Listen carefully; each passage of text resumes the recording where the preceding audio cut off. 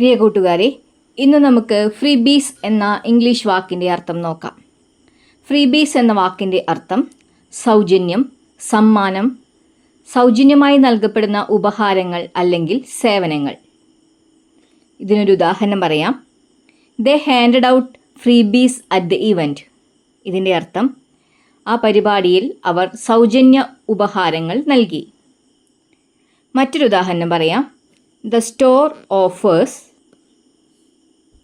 ഫ്രീബീസ് to first time customers.